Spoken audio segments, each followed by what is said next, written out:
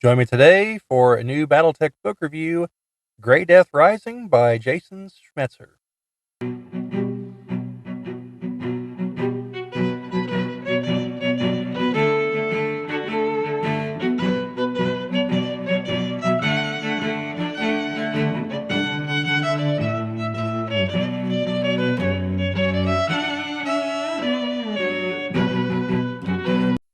This is the Geek Ball channel. My name is Bob, and today we're going to be doing a BattleTech book review for Grey Death Rising by Jason Schmetzer. So this review is going to be a little different from my other reviews, and it'll make sense as to why here in just a moment. But I'll just go ahead and get to it, I guess. First and foremost, this is not a single novel. In case you can see it on here, it says a BattleTech collection. That is because this is, in fact, 3 different stories in one single edition here. And all 3 of these were previously available as PDFs. I think a couple of them were actually as part of one of the Kickstarters. I could be wrong on that. This is 2 short stories and a novella, essentially. Let me check there are some structural differences to this book compared to others. For one, there's a table of contents. Yeah, I mean it's three short stories, 2 short stories, a novella, like however you want to break it down. Um, so, this is the Grey Death Rising. This is about actually, let me finish the structural differences here real quick. So the more recent novels all have pictures of the various battle mechs using some of the new artwork at the end.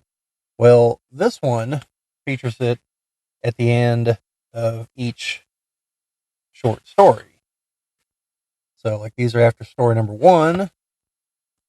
Then we get to the end of story number 2 here.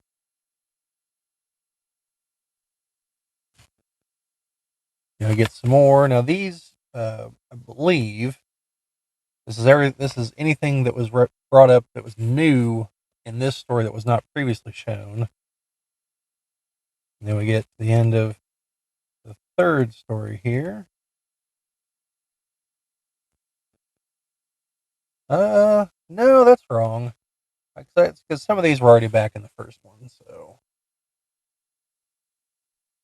you got more of them here. And finally, 2 more here.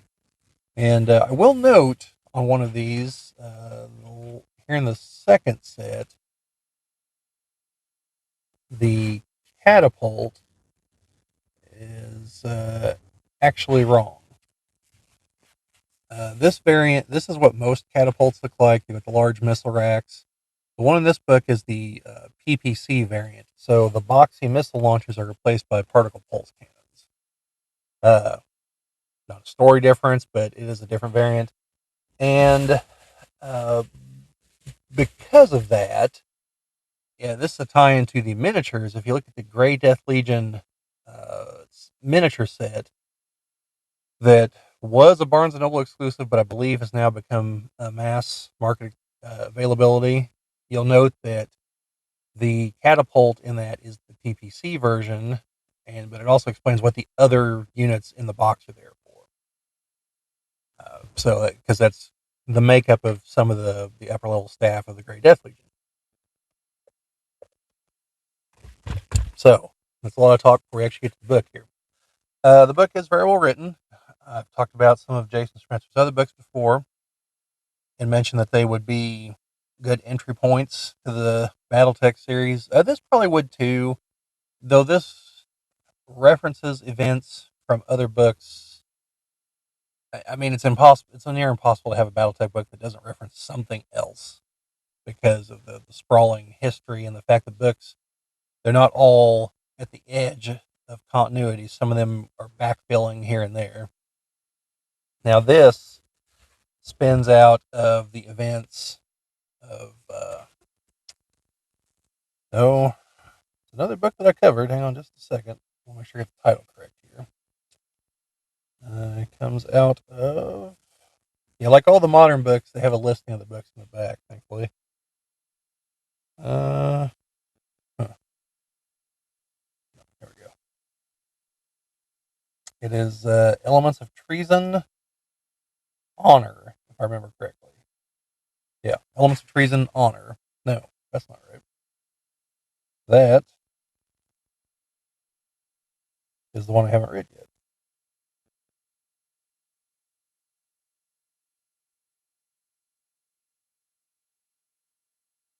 Well, I will just have to put a thing in here once I know for sure which one it is. But for some reason, I don't think it's that one.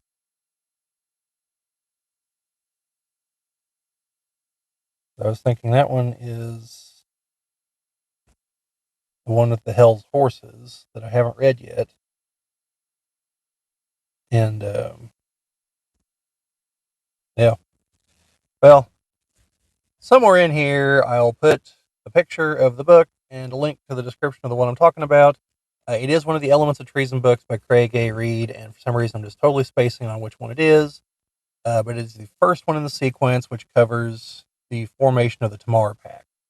And the events of this book are a follow up to that. So I'll get to that a little bit more here in the spoilery description part. But like I said, the book is, in my opinion, well written. Stories are well written. I went through them pretty quickly. There's a nice mix of actual plot, human events, mech combat, all that fun stuff. Then there's definitely some humor. I laughed out loud at a few parts.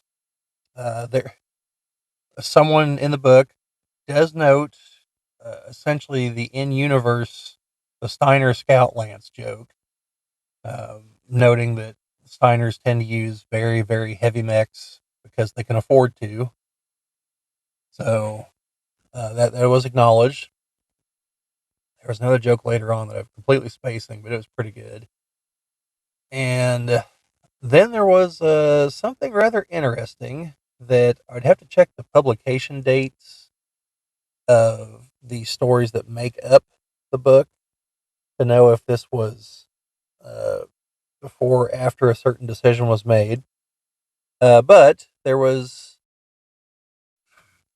I hate to even call it a controversy, but there was a bit of a dust up a little while ago regarding the naming of a particular unit in the game.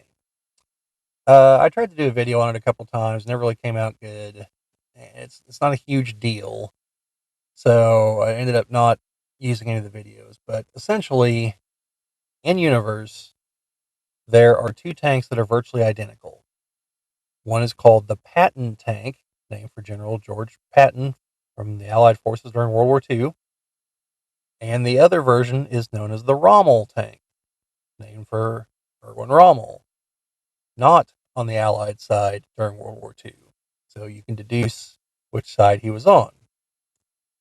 Uh, so these tanks are virtually identical in stats. In fact, they just use the same unit for the miniatures, the medals so far. It's literally just called the Irwin slash the Rommel slash Patton tank. All right, because you just whichever one you want to call it. And because House Steiner is Space Germany, they use the Rommel tank. Now, the Mercenaries Kickstarter has this unit as a new unit coming out in plastic. So there are a couple of possibilities. Okay, so the dust up was the fact that Catalyst decided going forward that it's only going to be known as the Patton tank. Now, there's a few possible reasons, uh, and one of the things was when they said this, they said it's going to be called the Patton tank. There's going to be no discussion on this. If you bring it up, we're going to ban you from the forums, which is what happened to some people who just asked simply why. To which the answer was, well, that's obvious. And if people are still asking why, then it's not really that obvious now, is it? and this is one of the few complaints I have against Catalyst, is occasionally they're very heavy-handed in things on their forums. It's their forum, though, so whatever. Uh, so, personally, I don't care what they call it, but I would like to know, just for my own personal clarification, is it because one version is named for a German officer during World War II? I mean, that's fair if you want to rename it for that reason. Okay.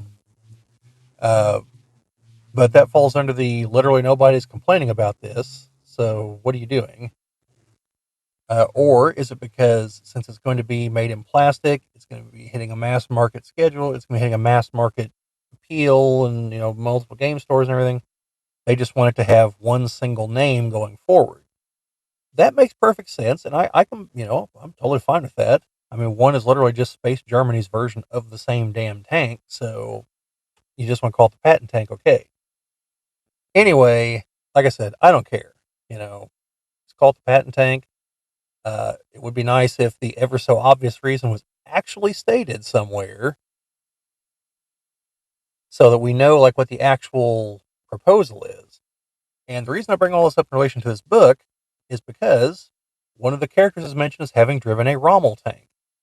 So that leads me to now wonder, is the plan that, and I think this was stated, so this is maybe just me not understanding, but so in universe, the Rommel tank is still a thing.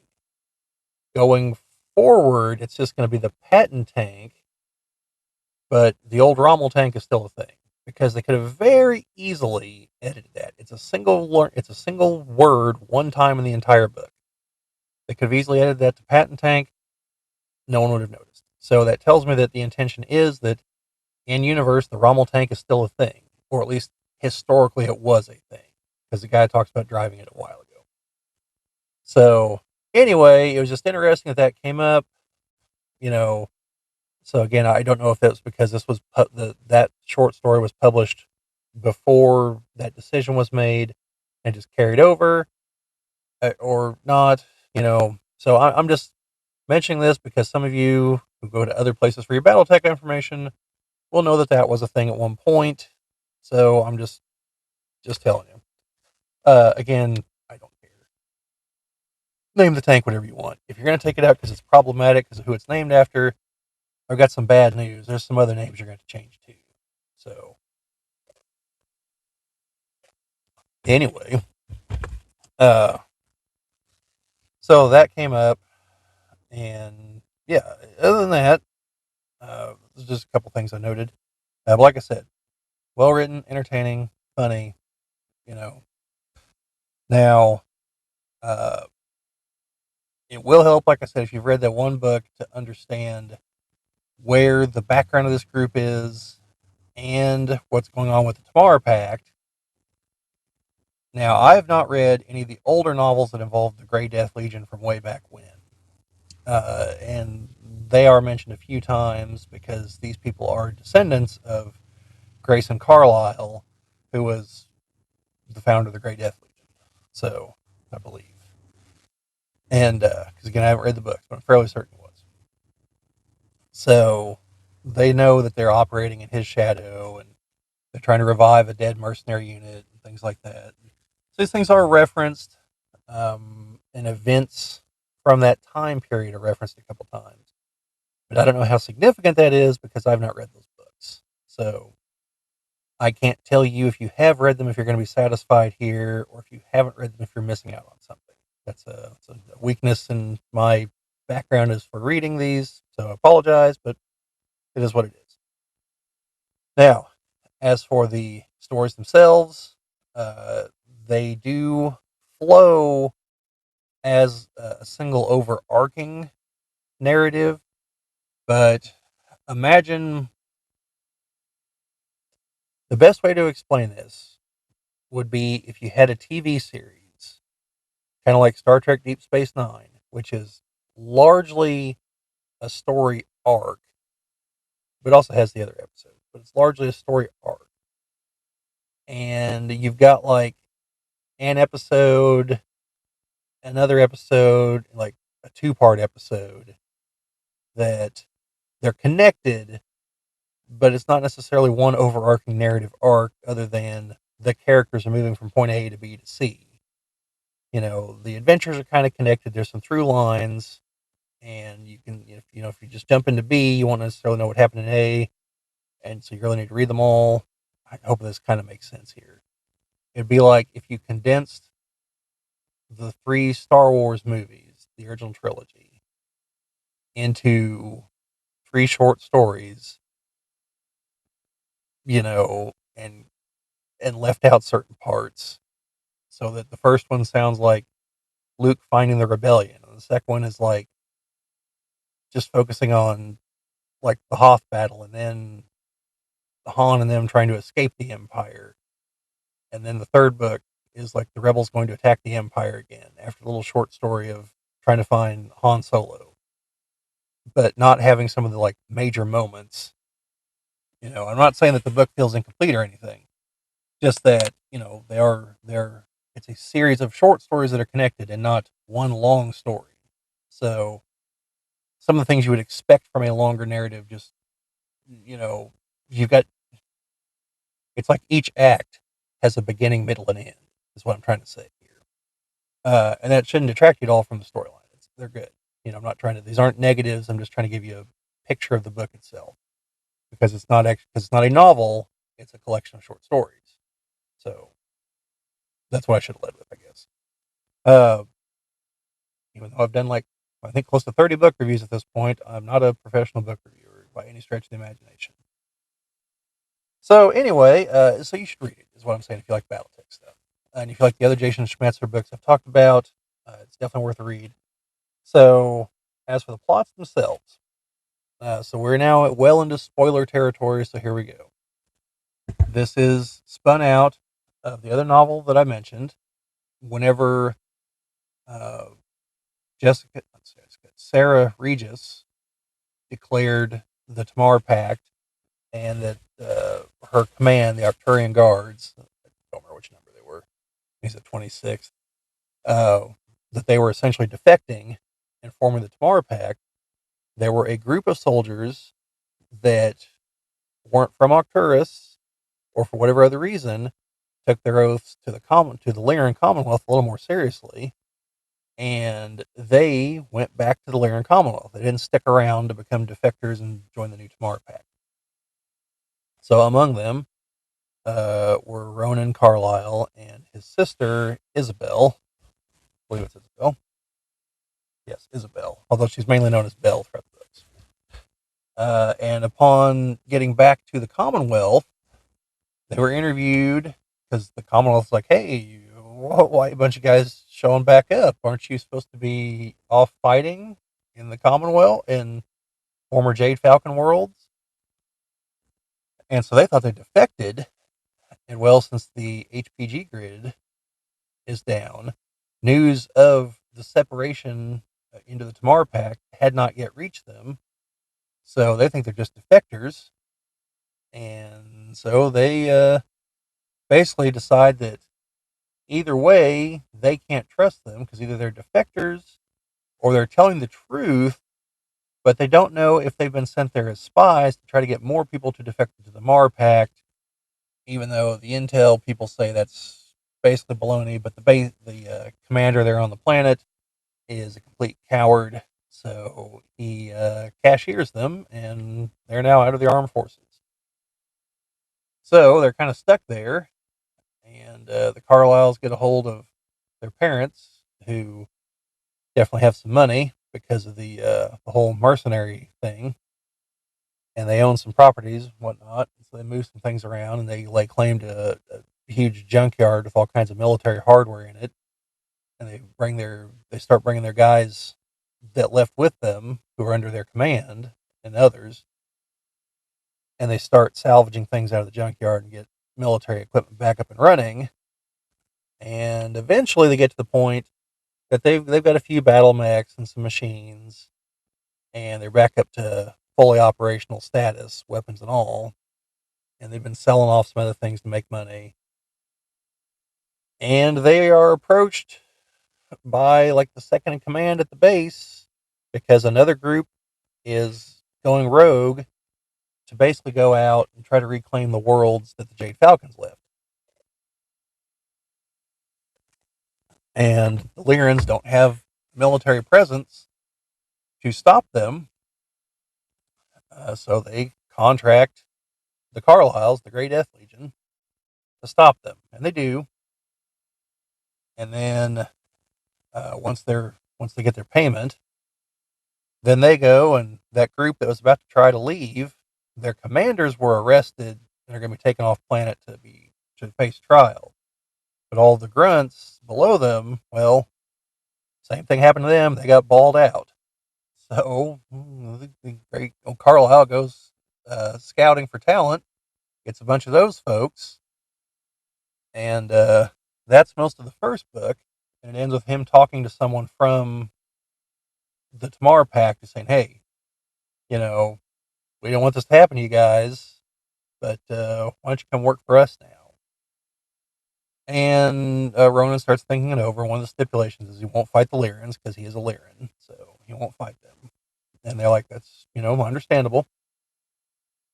Apparently, that's like a thing in mercenary contracts in BattleTech is to say, "Hey, look, we're not going to fight Group X over here for various reasons." So, second book opens up. They're now in the Tamar Pact and have to go and check out this. I don't remember which world they're on, but essentially there's two main continents, and then there's like some other islands. And one of the other islands, a bunch of people who have had enough of the mainlanders, the folks on the two continents, that have just kind of assembled there for some kind of like Wild West, total freedom, pseudo anarchy thing. And there's a lot of different people there because it's a former Lyran world. So you've got people that used to be part of the Lyran armed forces there, who were there when Clan Wolf took the world, and there are some people from Clan Wolf who left and are now there. And then the Jade Falcons took the world, and there are people from the Jade Falcons who left and are now there. And then there's just the other random people that were there. So it's a weird mix of people. And the only reason anyone cares about this island is one, they want to have total control of the planet, but also there's a Star League base there that they think might still be in some functional order. And so the Grey Death Legion, one of their contingents, this one led by Isabel, this one has to go check that out. And they conclude the base is mostly a ruin. They're generally getting along with the people, and they think that they're not really a threat. And then some old Lyran loyalists manage to power up the weapons at the base and try to get the two sides fighting each other, which doesn't work. And they get put down pretty quickly. And then they sign something with the mainlanders to basically be left alone. The exception is they can come and do whatever the hell they want to the base. If they want to power it up or whatever, just make sure it's a ruin. Like, they're free to do that, but just leave the rest of the island alone. And then the main guy that's there, who is his parents, or at least his mother, was a Jade Falcon. And so he's a freeborn descendant. Which, as he puts it, at this point in time, doesn't really matter as much as it used to, which I think is right. But he agrees to leave with the Great Death Legion, so he signs up with them, and his like second in command comes with him too. And then that's pretty much the end of the second book. Then the third book finds them going to do garrison duty on another world in the Tamar Pact, and they picked up the remains of another mercenary command. And so one of the things they're trying to do now, since they have the free time and a big free range to work with, is they're going to try to train to be a more cohesive unit because they've got bits and pieces from three different commands plus a rando Jade Falcon in the mix. So they need to actually develop their doctrine and their command structures and reinforce all that and train to become an actual unit. And in the midst of trying to do that, they fall afoul a plot to commit a coup by one of the planetary leaders who's in league with the Malthus Syndicate. which they're criminals operating across the former Jade Falcon occupation zone, and they get blamed for. Oh, the guy's plan is to return the world to the Lyran Commonwealth, with his thinking being that as the guy that does that, they'll overlook some of his crimes that he's definitely committed, and he'll be named planetary governor and this, that, and the other. And yeah, so they get involved in the middle of this. A few of them end up having to work with some people who they used to work with, who did not leave to go join them back in the Lyran Commonwealth. So, there's some feelings there, and they have to deal with this plot, and they got to do some things with the media and some other unsavory things. And then in the midst of all this, the senior Carlyles sent Grayson Carlyle's old Marauder that has been upgraded, various weapon systems, targeting systems, and everything. And so now Ronan has his grandfather, his great grandfather's old battle mech. So while walking around in the Legacy now, and he gives his the man of war he was piloting to someone else. So then among the salvage that they got, towards the end, they also find or if it's a Phoenix Hawk or a Shadow Hawk. Hang on just a second.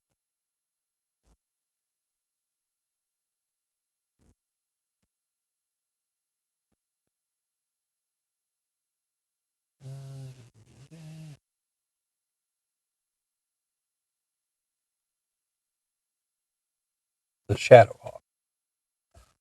And Isabel is going to take that one. And I guess there's historical significance for one of the old members using a Shadow Hawk. So, you get that.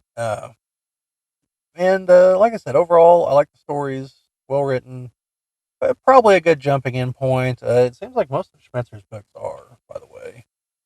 So, you've got that. Um, you see some of the ins and outs of. You see Ronan and Isabel evolving as characters with like the various things they're having to deal with that they didn't anticipate, or the things that Isabel anticipated that Ronan somehow didn't, as far as like command and running a mercenary company and things like that. Along with trying to get different personalities to work together and different commands, and they're fairly upbeat books. The BattleTech universe is definitely one where things can be very dour if you really wanted to, because life kind of sucks for a lot of people in it. But the books overall, like I said, they're upbeat. And, I don't know if it's going anywhere or just hey, here's the new Grey Death Legion, and we'll just feature them periodically in other adventures. Uh, but either way, look forward to whatever they're going to do next. So I recommend the book. I don't know what I'm jumping to next after this. I don't have a new book on standby yet. Might try to read through one of the Shrapnel issues. That's the BattleTech magazine. Now, I call it a magazine, but they're printed in the same format as these books, same size and everything. It's a series of short stories along with some technical stuff for the games in there. So I have the first two issues. I just haven't started really getting into them yet. So, I might try those next. I think that's, as of this filming, I think they're up to issue 14 or 15. So if I do, I'm several issues behind. Uh, Might go to those next. I might get the third Elements of Treason book by Craig A. Reed. Um, there's a couple other books in the IlClan era that I haven't read yet, and I might get those so that I'm all caught up in that era. Because I've already seen that there's another Jade Falcon book on the horizon that covers the Battle of Sudaten, whenever the Hell's Horses try to take it from what's left of the Jade Falcons. So that's coming soon-ish because the cover's already been revealed. Then, yeah, so I'm not sure what's going to happen next on that. Might actually try to read a nonfiction book next. I do have a couple of new ones of those, so we'll see. But anyway, I hope you folks got something out of this. As per usual, there'll be an affiliate link down in the description there. Check it out if you want to. Make sure if you back the Kickstarters, make sure that you don't already have these unless you want them in print. If you do already have them, the third one went on sale for PDF about a month before this book came out. So you might only need that third story if you don't want them in print. So make sure you check that out before you dive headfirst into purchasing these. And if you want to help us out in some way, like I said, there's the Amazon affiliate link. So that's up to you guys. But anyway, thank you folks for watching. Let me know what you think down in the comments. Like, share, subscribe, all that fun stuff with YouTube. But remember, no guts, no galaxy.